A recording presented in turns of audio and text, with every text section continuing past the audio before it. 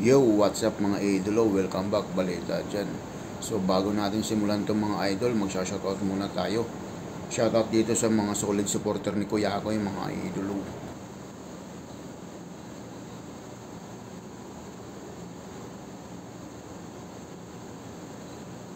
Yo, balita mga idol, welcome back. For today's video mga idolo, bale ito yung gagawin ko ngayong umaga mga idolo. Bale magre-repair lang ako dito ng change over valve ng HFO Purifier mga idol. So dito take note tayo mga idolo, safety first. Shout out sa lahat ng mga aspiring fitter, especially yung mga baguhan sa barko na fitter natin. So dito pag nagtanggal tayo ng balbula katulad nito, fuel or stem, dapat dito dahan-dahan lang. Huwag mong bibiglain mga idolo. Dapat alalay lang dito.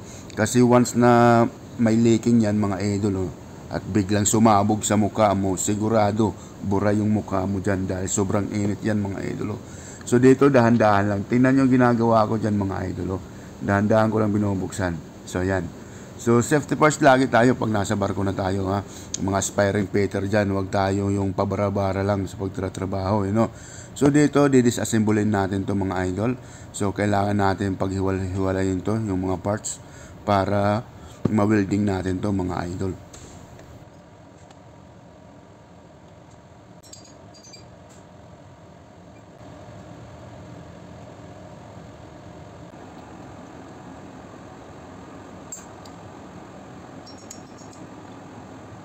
So dito mga idol, gagamit tayo ng pipe. Dahil imo-modified natin yan. Kasi yung original niyan, nabasag kasi cast iron yun.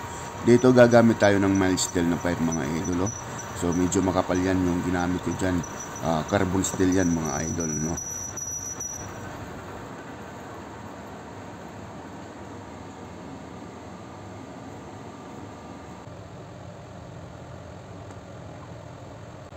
So yung ginawa ko lang dito mga idol, bali sinukatan ko yung bushing na yan. At saka sinukatan ko yung pipe, yung inside diameter ng pipe mga idol. So ilalagay ko ng ganyan, di ba? Kasi yung original niyan mga idol wala na, basag na. So dahil cast iron lang yon mga idol. So papalitan natin ng pipe na makapal. So yan ganyan. So dito papansiran ko mga idol tapos bubutasan natin yan dahil lalagyan natin yan ng pin para hindi siya gumalaw. Dahil yung pinaka-bushing na yon nasa loob ng pipe na yan mga idol. Dapat steady lang yan, dapat hindi siya gumagalaw. So dito bubutasan natin mga idol. So yan mga idol, so ilalagay ko na yung pin. So yan So dapat kasi yung na yan, yung bushing na yan na nasa loob ng pipe na yan, dapat hindi siya gumagalaw. So lalagyan natin ng securing pin to make sure na hindi siya gagalaw pag iniikot yung change over valve mga idol. So ayan, bali pinutol ko na dyan mga idol. So yung kabila naman yung lalagyan natin ng pin.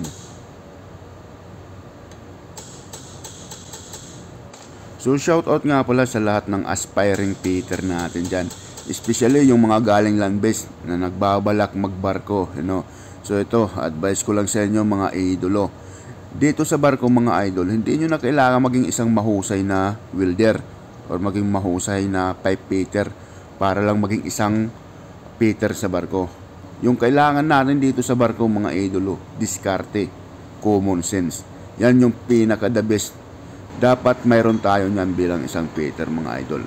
Para pag may pinagawa sa atin si segundo engineer, si third engineer, si chief engineer, ay magagawa natin ng paraan mga idolo. So dito nga mga idolo, i-grind muna natin to. Yan kasi para matibay talaga yung pagka-welding natin. Bali gagamit ako dito ng cast iron na electrode dahil cast iron to. So pagdidikitin ko to sa mild steel dahil gagamit ako dito ng round bar para pangdugtong mga idolo. So dito ibabalik ulit natin para matansya natin yung taas ng stopper na ginawa ko para hindi tayo magkamali mga idolo. So yan dapat kung ano yung taas niyan mga idol ay dapat ganyan din kung ano yung original ay ganun din mga idol. So ito cast iron yung ginamit ko yan nickel iron yung ginamit ko kasi maganda yan, high tensile yan mga idol.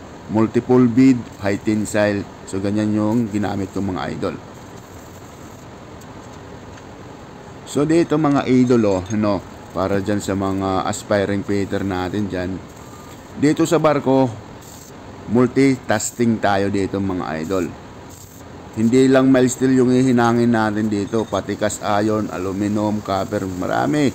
Dapat alam natin yung procedure kung paano maghinang ng cast iron, kung anong tamang electrode na ginagamit dito. Yan ang kailangan natin alamin mga idolo. So dito sa paghihinang ng cast iron, kailangan lang malinis. Yan o, kailangan linisan mo ng maayos mga idolo.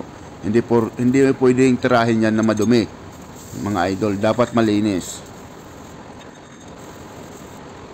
Diyan mga idolo, paulit-ulit ko yan winilding mga idol para talagang tumibay.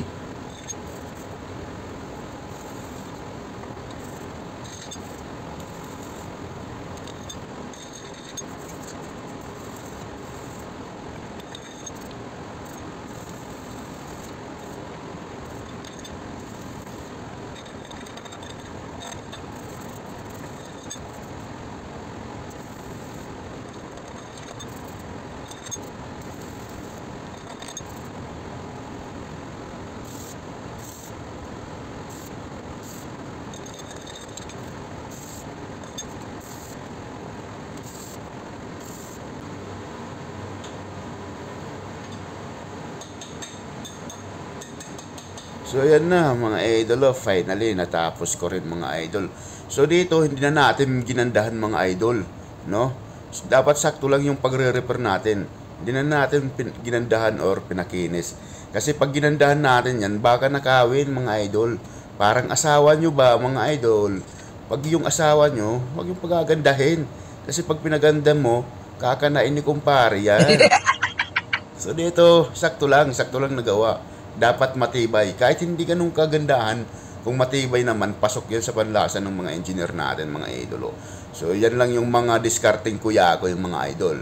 Sana makuha nyo itong mga discardihang kuya ko, yung mga idol. Huwag nyo masyadong galingan yan. Bago mo yan, hindi na masira yan, di ba? So, ayan, finally, naibalik na natin mga idolo. Maraming salamat. Bye.